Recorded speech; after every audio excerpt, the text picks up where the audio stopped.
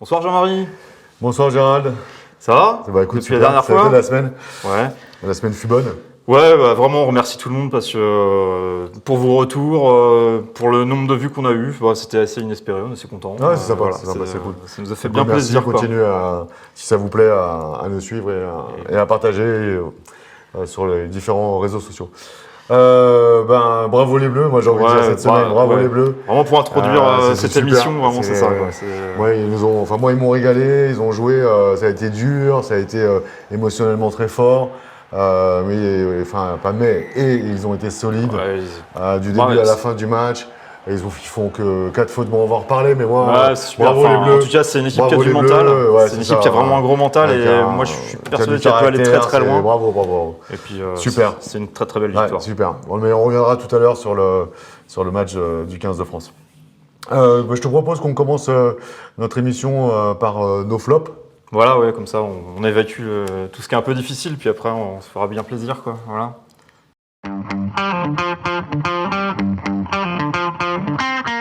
Alors, dans nos flops, on avait mis l'Argentine. Donc, il faut dire que nous, on les avait mis vraiment là.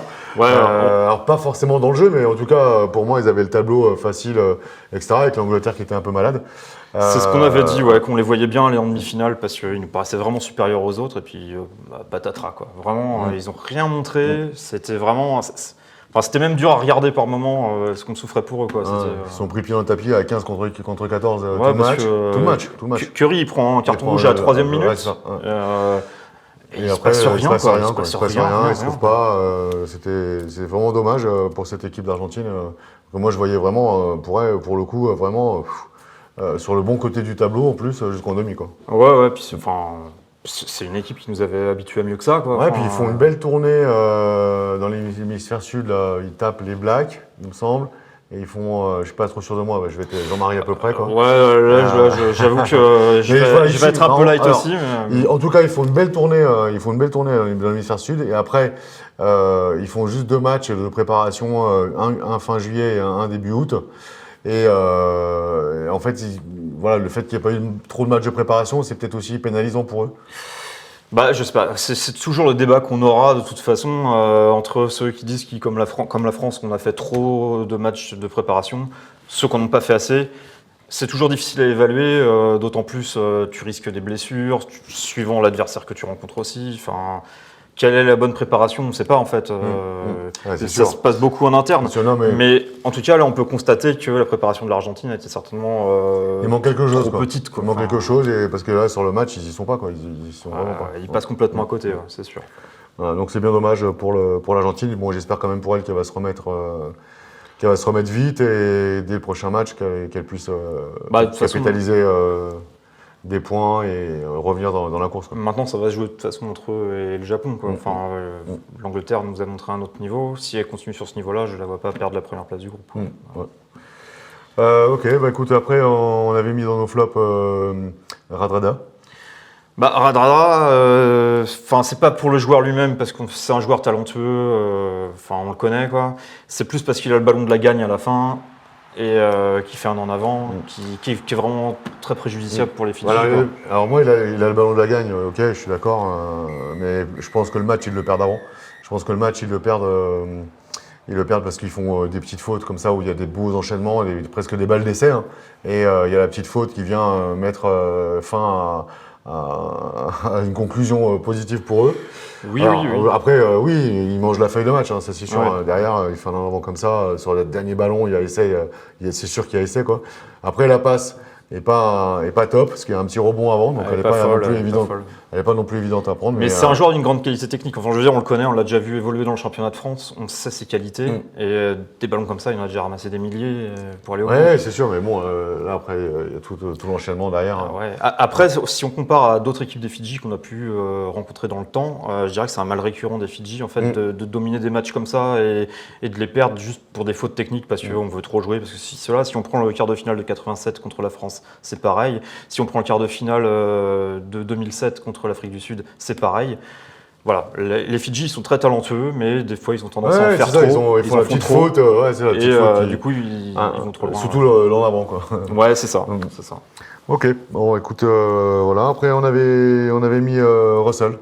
Ouais, Russell, bah, Russell, pour moi, il est transparent, quoi. bah, Il est transparent. c'est un joueur qui est trop sinusoïdal en fait. Il est capable d'être excellent et il est capable mais à d'être l'image très de ce mauvais. qu'il fait au quoi. Racing, hein. À l'image de ce qu'il fait Ouais, au Racing, bien et puis je sûr, trouve qu'il hein. n'arrive pas à élever son niveau de jeu quand il faut vraiment le faire et quand l'Écosse a vraiment besoin d'un meneur de jeu qui va te donner de l'air, quoi. Bah, c'est ça, ouais. Enfin, on a l'impression que, comme tu dis, il n'est pas là dans les grands rendez-vous. Quoi. Enfin, c'était pareil pendant le tournoi 2022 contre la France, ça se joue à Murrayfield et il n'est pas bon. Quoi.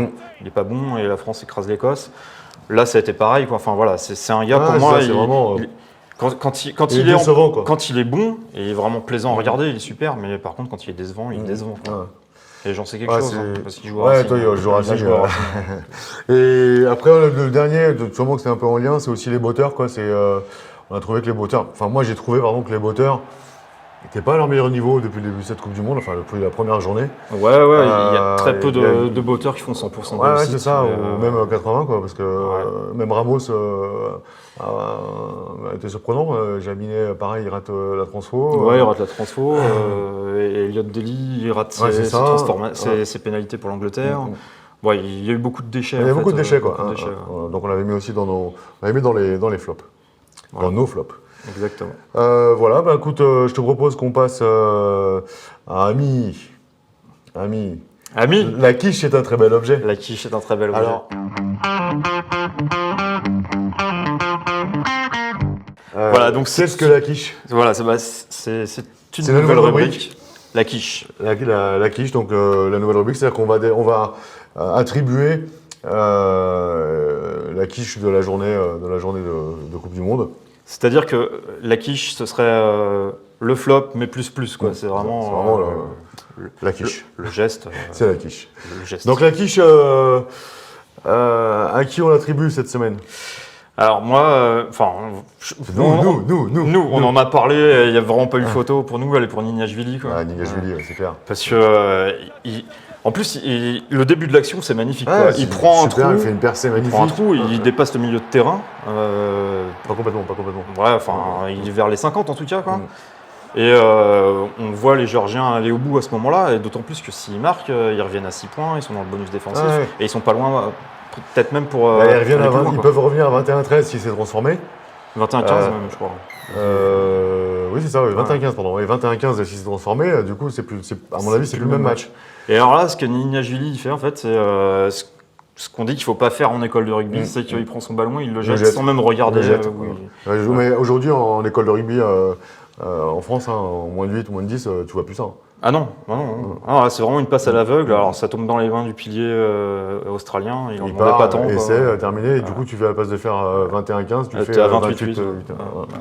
Le match, il est perdu. Donc, et Nignashvili, t'as la quiche. Ouais, il a la quiche. Ouais. Et je rajouterais même qu'il sort complètement de son match parce que sur l'action d'après, il fait un en avant bête. D'ailleurs, il sort tellement de son match que le sélectionneur le sort. Bah oui, effectivement. Ouais. Donc c'est la quiche. C'est la quiche. Voilà. On va passer à la rubrique No Top.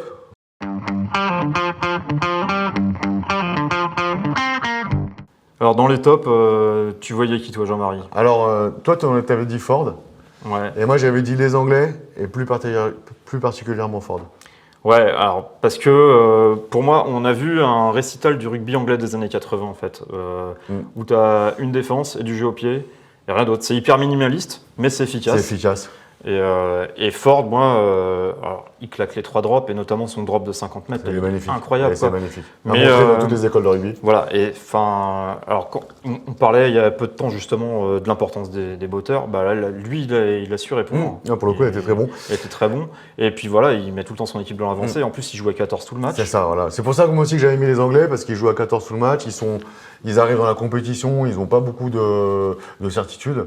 Ouais. Ils ont été capables de se remettre en question avant ce match-là, je pense, et de mettre en place cette stratégie minimaliste mais efficace. Et ça a bien marché parce que à 14 contre 15, contre les Argentins que nous, on voyait vraiment beaux, Ils ont tenu tout le match, ils gagnent, et puis, pour moi, ils ont été bons. Ils ont été bons, ils ont eu cette capacité à se remettre en question. Et pour le coup, je me dis, c'est bien parce qu'il y a l'Angleterre qui est là pour la Coupe du Monde, et ça, c'est quand même pas mal, quand même. Qu'on le voit. Ouais. Alors toi, tu parlais des All Blacks la semaine dernière. Moi, je sais. Mes All Blacks, c'est l'Angleterre. On va dire ça comme ça. Mais moi, je trouve que c'est vraiment c'est efficace. Mais non, mais enfin voilà, faut le reconnaître. Ils ont fait un jeu magnifique. Itoje était énorme en défense. Itoje était très bon. Je suis content de le revoir à ce niveau-là quand même.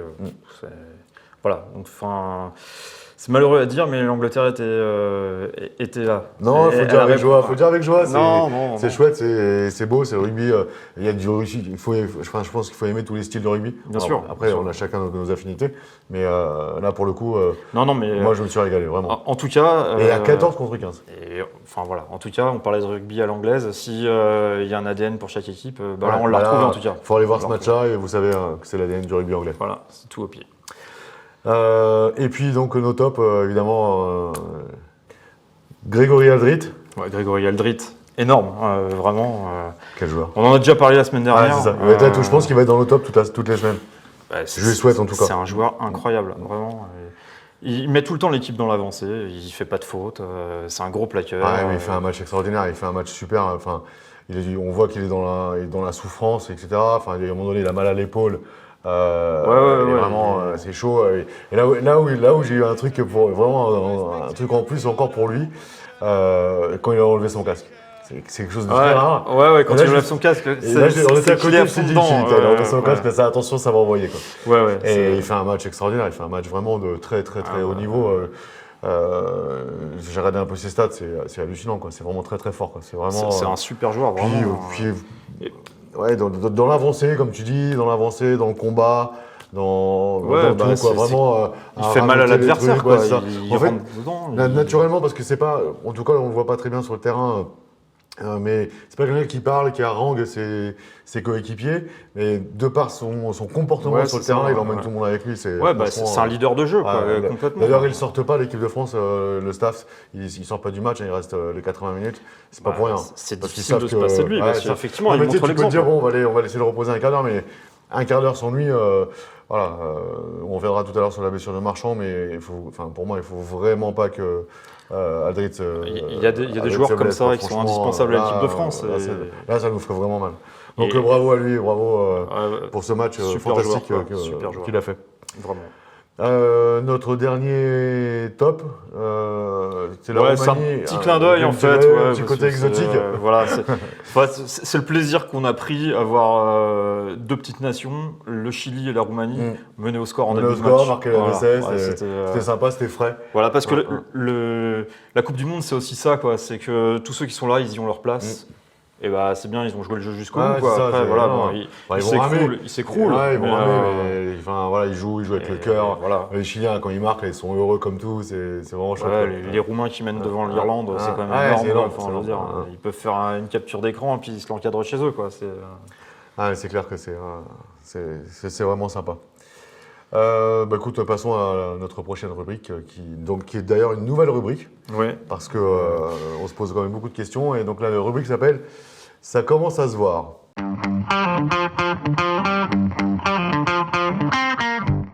Alors, ça commence à se voir, pourquoi ? Parce que qu'est-ce qui commence à se voir ? Qu'est-ce qui commence à se voir ? C'est que l'arbitrage, il est quand même... pour pas dire mauvais, je vais dire incohérent, déjà. Mais il est vraiment super limite. Alors moi, j'ai pris l'exemple du match de l'équipe de France. Jaco on Pepper, peut raconter tout ce qu'on veut sur le deuxième essai des Blacks. Et en avant. Sur l'essai refusé à Penaud, il n'y a jamais en avant pour le coup. Parce que c'est le Black qui met un coup dans la balle. Et Penaud, il le récupère, il va à l'essai. Donc il y a ça. Voilà. Après, à un moment donné, il y a une relance dans les 22, pareil, des Blacks. Ils font 2 passes en avant. Et ça joue, quoi. Donc ça, après, il y a Ramos, il se fait prendre en l'air, il se fait agresser. 2 fois. Donc le premier, c'est carton jaune, mais le deuxième, pourquoi il reprend rien C'est derrière? ça, de même faute. C'est exactement la même faute. Enfin, voilà, il y a eu un plaquage aussi à retardement sur Jalibert. Enfin, il y a eu quand même quelques. Bon, voilà, il y a pas mal de. C'est un arbitrage de totalement incohérent. Voilà, c'est sûr, incohérent. quoi. Piper, on le connaît. Bah, moi, je dirais c'est que. lui qui avait arbitré, Il avait arbitré contre les France-Pays de Galles Gallois. en 2019. Voilà. Et après, il prend sa le quart de photo en finale, montrant comme ça avec les Ouais, supporters ouais. de Pays de Galles. dont on ne sait toujours Ah. pas si l'essai de la victoire gallois, c'est un an d'avant ou pas. On n'a jamais revu les images. Donc, enfin voilà, Voilà. c'est tout bon. Voilà. Alors, sans viser cet arbitre-là, parce qu'après, il y a eu d'autres matchs quand même aussi où il y avait quand même pas mal de tiges, notamment Afrique du Sud-Écosse. Afrique du Sud-Écosse. Il y a un gros tampon tête contre tête, il se passe rien. Voilà, alors que sur l'autre match, il y a un rouge sur le match avec les Anglais et les Argentins. Il y a un rouge direct. c'est ça. Donc c'est un peu hallucinant, quoi. Et puis le fait aussi que les arbitres font jamais appel à la vidéo. Alors, Quoi. voilà. En fait, c'est un sujet mélangé. C'est-à-dire que l'arbitrage est vraiment plus que moyen. Hein. Mais en plus, ils ont un outil qui leur leur permet de faire moins d'erreurs qu'ils n'utilisent pas. Et quoi. en plus, World Rugby ne nous propose pas de ralenti non plus. Est-ce que c'est pour la polémique? Est-ce que pour éviter les polémiques? Ou est-ce que c'est pour vraiment bien nous prendre pour des imbéciles et faire passer des fautes inaperçues, quoi. Donc, bon, je sais qu'on n'a pas beaucoup de voix, mais si on peut nous entendre et puis régler un peu tout ça, ce serait quand même pas mal. Que les arbitres fassent appel à l'arbitrage. Tu peux avoir un doute, tu peux te tromper, tu as le droit. Oui, et puis surtout que c'est culturel en rugby, on a toujours vécu avec ça. Hein, oui, donc, et puis de toute façon, aujourd'hui, avec la vidéo, l'arbitre donne sa décision terrain. Si l'arbitre vidéo ne voit rien d'autre à dire, c'est la décision terrain qui va compter de toute façon. Donc là, il aurait très bien pu dire pour les 7 penaux, par exemple, pour moi, la décision terrain, c'est qu'il n'y a pas essai, mais je voudrais quand même revoir les images.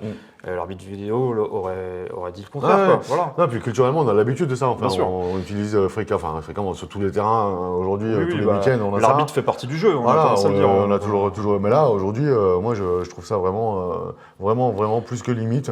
Et parce que là, on dit ça, mais si l'équipe de France perd contre les Blacks, c'est un scandale arbitrage. Bien sûr, ouais, complètement. Mais moi, c'est ça qui me fait un petit peu peur dans cet arbitrage. On a l'impression de revenir une trentaine d'années en arrière. Je ne sais pas si tu te souviens, la demi-finale de la Coupe du Monde 95 entre la France et l'Afrique du Sud, c'est exactement ça. Quoi. La finale en 2011, on en a parlé finale en 2011, la semaine dernière. bien sûr, c'est pareil. Ça, et même là, tu prends les Fidji, pas les Fidji, pardon, le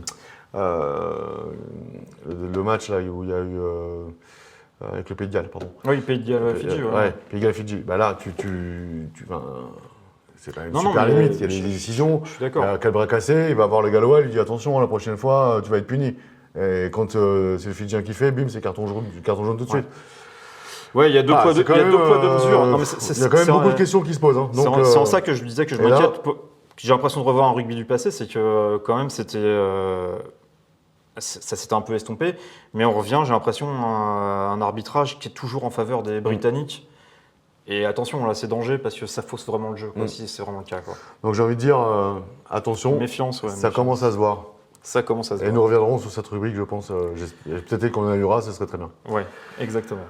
Voilà, donc on va passer, écoute, on va passer à nos coques.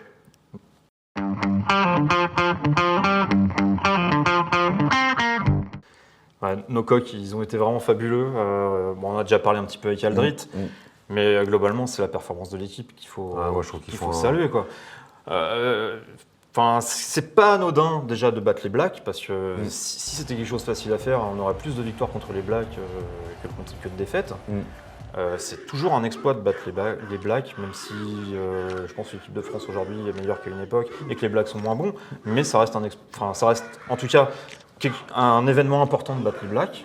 Là, on les bat 2 fois de suite, c'est pas anodin, et en plus, on leur met presque 30 points, c'est pas anodin. Non, et en plus, vient se rajouter l'événement.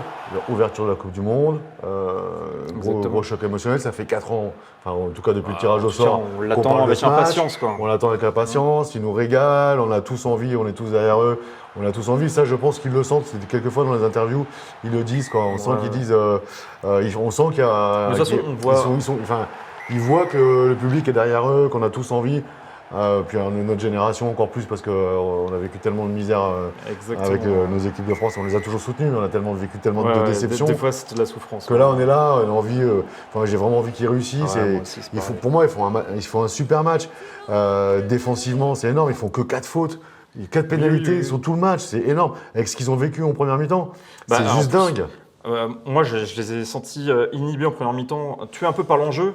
Ouais. Et en même temps, ils sont devant au score à la pause. Et voilà. Et j'ai vraiment aimé cette séquence défensive de l'équipe de France à 5 mètres de sa ligne, sur la fin de la première mi-temps. Ça m'a rappelé un peu. On touche là. Oui, c'est ça.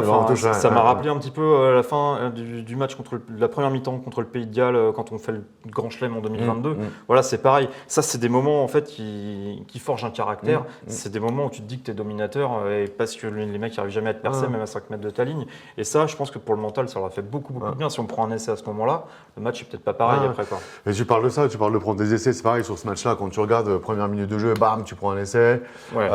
Bon, tu luttes, tu travailles en défense, t'avances, même si tu es sur reculoir, mais tu lâches rien, tu fais pas de faute, ça va super bien, tu rentres à la mi-temps, tu es devant. J'imagine que le staff, certains joueurs ont dû prendre la parole, etc., pour se remobiliser, pour retrouver du liant, encore plus de liant, mais en tout cas offensivement. Tu rentres en deuxième mi-temps, tu prends un essai sur une injustice totale, et les mecs, ça bouge pas. Ça bouge pas dans leur tête, ils se remettent, ils travaillent, ils avancent. Ils jouent et après c'est juste extraordinaire. Moi, si tu veux, en plus j'ai vraiment envie, parce que je le pense vraiment, ce que je dis sur cette équipe de France là, en tout cas sur ce match-là, je comprends pas qu'on ait encore des gens, des journalistes là, qui soient encore derrière sur le reculoir, oui, une équipe moyenne. D'ailleurs, Dupont a très bien répondu en conférence de presse en disant ouais, si on a été moyen, mais on a quand même eu 30 points en black. Exactement. Moi, je veux bien qu'ils soient moyens jusqu'à la fin de la Coupe du Monde et qu'on mette 30 points tout le monde. Soyez moyens, les gars, quoi. Il n'y a pas de souci. Soyez moyens. Vraiment, non, c'est un gros match de l'équipe de France. C'est vraiment très top, plaisant vraiment. à voir. Et puis vraiment révélateur du mental de cette équipe, quoi. Je pense qu'ils peuvent aller très loin parce que ils arrivent tout le temps à se relever, quoi. Et puis même tous, ils ont tous fait des petites erreurs. À un moment donné, Jalibert, il fait une petite erreur sur un coup de pied, mais derrière, il met des coups de pied de dingue. D'ailleurs, sur l'essai, il fait un 4 deb. D'ailleurs, il fait pas de fin de passe. Il fait des 4 deb. Il prend deux défenseurs. Il la donne. Et il la passe dans le bon essai, timing. Magnifique, la touche qu'il trouve là sur le renvoi en 22. Super. C'est juste énorme. Vraiment. Penaud qui marque encore, il est incroyable, il marque à chaque match. Alors voilà, c'est ce que je veux dire en fait. Donc ils ont tous fait des petites erreurs parce que par exemple Penaud, défensivement, il n'est pas dingue. Sur ce match-là, il n'est pas dingue. Ouais, tout à fait. Voilà, il y a eu, comment il s'appelle, au centre, Ficou, il se fait trouer sur le premier essai. Oui, il se fait trouer, il y a un deuxième, c'est le début de match là. C'est le troisième ligne aussi qui se font trouver tous les deux. Il y a essai, cross, ouais. Mais derrière, voilà, tac, tu sens qu'il y a. Il y a quelque chose, on a le droit à l'erreur et on continue, on avance. Mais on est là pour les copains, parce que tu sens que c'est un groupe. C'est extraordinaire. Ce groupe est extraordinaire. Très soudé, quoi. Et le staff fait un boulot. Enfin, moi, c'est vraiment quand je dis le groupe, c'est les joueurs et c'est aussi tout le staff. C'est vraiment le groupe. Et il nous régale, quoi. Galtier, il est phénoménal. Il a su s'entourer d'un staff énorme avec Ibanez, mais aussi Giroud, Sean Edwards. Et même ceux qu'on connaît pas, j'imagine qu'il y a des super kinés. Il y a le préparateur mental dont j'ai oublié le nom aussi qui fait un gros boulot parce qu'à un moment donné on les voit souffler juste après le haka, ils se regroupent et ils respirent ensemble. Je me demande si c'est pas un outil de préparation mentale que les joueurs se sont créés. D'autant plus quand tu prends la pression du haka où toi tu peux pas répondre, ça permet de se remobiliser, tu te mets en rond, tu souffles, tu respires ensemble, hop, et puis tu te remets la tête à l'endroit. C'est vraiment. Voilà, donc continuez comme ça les Bleus, régalez-nous. Merci, vraiment c'est top. Ok, on a fait le tour. Là. Tu voulais peut-être ajouter quelque chose sur notre groupe. Là, il y a le match qui va arriver. On n'en a pas trop parlé parce que c'est demain. Et puis l'adversaire, moi personnellement, je le connais pas. Je sais pas vraiment ce que ça vaut. En tout cas, c'est sympa d'avoir une équipe toute fraîche. Je l'avais fait tourner là. En plus, c'est un marathon, comme on disait à la Coupe du Monde, et on aura besoin des 33 quoi qu'il arrive. Avec le retour de Jelonge quand même qui est pas mal, c'est sympa. Ça c'est super. Capitaine en plus. Capitaine, c'est sympa. C'est quand même beau ce qu'il a fait comme travail pour arriver là. Il a mis quand même très peu de temps parce que quand on voit la blessure qu'il a eue. Il se fait opérer en mars, il revient aujourd'hui, c'est très beau. Et puis je suis content pour le petit jeune Louis Biel. Biel-Barret, j'adore, je trouve à chaque fois qu'il a joué, il met le feu, il met de la vie. Il amène de la fraîcheur, il amène la fantaisie de son âge. C'est ça. Il a vraiment de la fraîcheur, d'enthousiasme. Voilà. C'est chouette. Ça va être bien. Donc on sera encore derrière vous demain soir pour continuer dans merci des Coupe du Monde.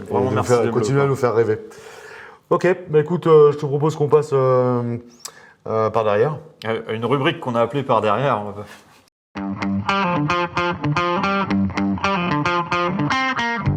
Alors, par derrière, c'est une rubrique qu'on aurait pu appeler dans le rétro ou dans le passé, etc. Voilà, donc on a choisi par Par derrière. derrière, pour remettre un peu de fun.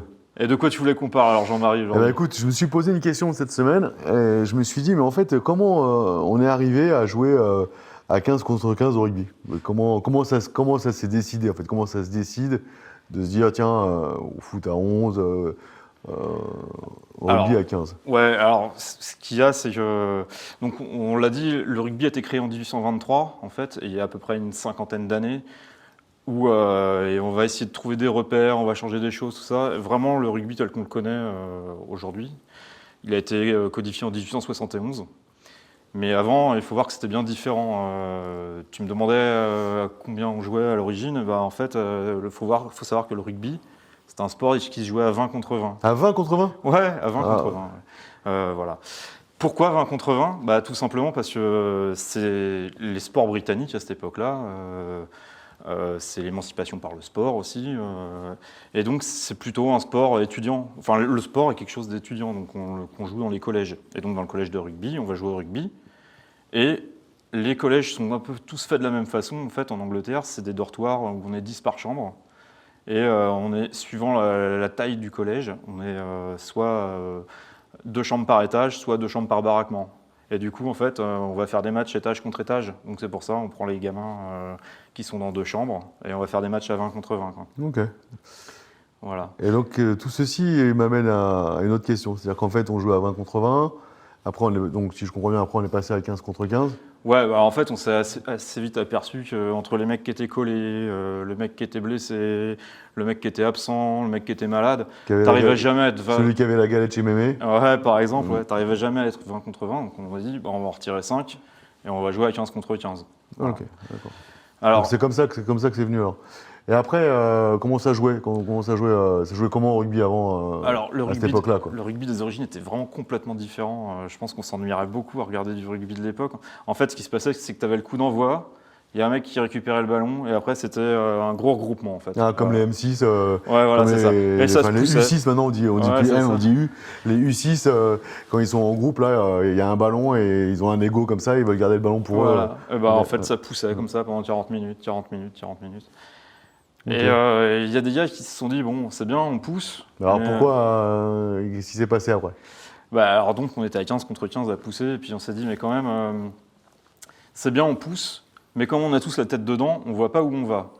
Et ce serait bien, en fait, de sortir 2 joueurs de cette grosse mêlée, qu'il y en ait un, en fait, qui guide le groupe en disant plus à droite, plus à gauche, pour répercuter et pousser de l'adversaire aussi, quoi.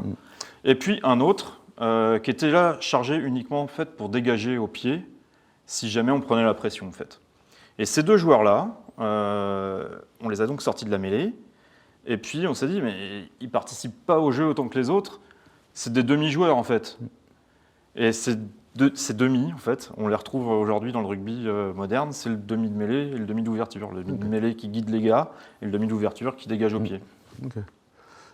Et après, comment ça s'est développé? Alors, c'est des deuxièmes lignes qu'on réfléchit ou Alors, je ne sais pas qui a réfléchi exactement à ça, mais en tout cas, il faut quand même se rendre compte que c'était bien pensé, quoi. Alors après, on s'est dit, ouais, c'est bien, mais il y a encore tout un terrain qu'on n'utilise pas sur le terrain. Enfin, il y a tout un espace qu'on n'utilise pas sur le terrain, parce que, enfin, voilà, les dimensions du terrain, elles n'ont jamais changé. Et avoir cette grosse mêlée au milieu et juste 2 joueurs en retrait. Qui bougent comme ça, et 2 joueurs en retrait. Ouais. Et donc on s'est dit, ce qui serait pas mal, alors les changements qu'il y a eu, c'était souvent défensif en fait, on ne pensait pas trop à l'attaque, c'était plus si jamais on prenait la marée, il fallait pouvoir défendre. Donc on a décidé de sortir encore 3 joueurs de cette mêlée, et on s'est dit on va en mettre 2 au centre, pour protéger si jamais ça sort, et puis 1 à l'arrière, parce que s'il y en a un qui tape un gros coup de pied, qu'on puisse le récupérer, quoi. Et ces 3 joueurs, donc, les 2 qu'on a mis au centre, on les retrouve encore dans le rugby moderne, c'est le premier centre et le deuxième centre. Et celui qui est à l'arrière, bah, c'est le poste d'arrière. Quoi. Voilà. Et comme ils étaient 3 joueurs, et on s'est dit, eux, ils vont jouer encore moins que les demi, c'est des quarts de joueurs. Quoi. Et ils étaient 3. Et bah, ça a fait des 3 quarts. Des 3 quarts. Voilà. D'accord. Et on a mis plutôt les beaux gosses en 3 quarts et les gros devant, c'est ça? C'est ça. Et il restait encore 2 gars à sortir parce qu'on s'est aperçu que sur les couloirs, il y a des boulevards. Il y avait des boulevards. Ouais. Donc on les a mis sur les côtés et on en a fait des 3 quarts L. Voilà. On ne disait pas ailier, on disait 3 quarts L. C'est très récent dans le rugby. Hein. Même moi, quand j'ai commencé le rugby, on parlait encore de 3 quarts L. Hein. Et puis voilà, et puis par extension, en fait, tous ces demi-joueurs, ces quarts de joueurs, ces 3 quarts L, on a appelé ça les 3 quarts, et on a laissé les autres qui se bagarrent un peu devant, mais en les structurant un petit peu, on a décidé de les placer sur 3 lignes différentes, en fait, qui donneront les premières lignes, deuxième ligne et troisième ligne qu'on connaît aujourd'hui. Voilà comment s'est structuré le rugby. Et donc en 1871, quand on a codifié le rugby, eh bien, il y avait ces 15 postes, et qui sont tels qu'on les connaît aujourd'hui. D'accord, ok. Ok, bah écoute, merci pour ce moment d'histoire. C'est toujours intéressant d'apprendre des choses sur notre sport. Tu veux ajouter quelque chose ou... C'est bon. Non. Ok, bah écoute, je propose qu'on passe à la dernière rubrique de notre émission. Eh bien, allons-y. La rubrique du quiz.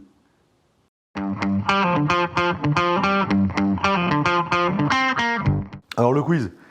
Donc on vous propose ce jeu. Il y aura à chaque fin d'émission une question qui sera posée à notre public. Notre public adoré. Notre public adoré. Et donc cette question portera toujours sur la rubrique par derrière. Dans la rubrique par derrière, en fait, Gérald nous explique un certain nombre de choses. Et donc il faudra trouver la réponse par rapport à l'émission précédente. Très bien, parfait. Donc je propose que la première question de ce premier quiz pour voir si vous avez bien suivi la semaine dernière. Alors qui a inventé ou proposé en tout cas la mise en place et la création d'une Coupe du Monde de rugby, et on veut évidemment le nom de cette personne. Ok. Donc voilà, donc vous pouvez nous répondre en message privé sur Instagram. On est en train de voir techniquement là, comment on peut faire pour mettre des commentaires sur YouTube. Voilà. Ça devrait se régler assez rapidement. Et puis même vous, si vous avez des questions auxquelles vous souhaiteriez qu'on essaye de répondre, ou même des sujets que vous souhaiteriez qu'on aborde, n'hésitez pas à nous en faire part. On essaiera de faire pour le mieux. Ouais. Voilà, on essaiera de répondre en tout cas au mieux à vos questions. Et même si voilà, des sujets, ça peut être très sympa. Voilà, il est temps pour nous de vous laisser, de vous quitter. Encore un grand merci à toutes et tous là, de nous suivre, de nous pousser, de nous critiquer. Merci pour votre soutien. Une nouvelle fois, ce coup-ci, c'est moi qui n'oublie pas. Un grand merci à Bastien encore qui est là, qui nous manage et qui fait des super montages. Donc bravo. Ouais, merci à Bastien. Et je voudrais moi juste faire un petit clin d'œil aux vieilles chouettes de l'Isle-Adam, parce qu'ils ont un cœur énorme et ils nous ont vraiment soutenus dans cette démarche. Et, voilà. Mais GG, on leur a fait un petit clin d'œil via une ouais, rubrique. Ils auront reconnu, mais voilà. On vous embrasse et à très vite. À très bientôt, au revoir.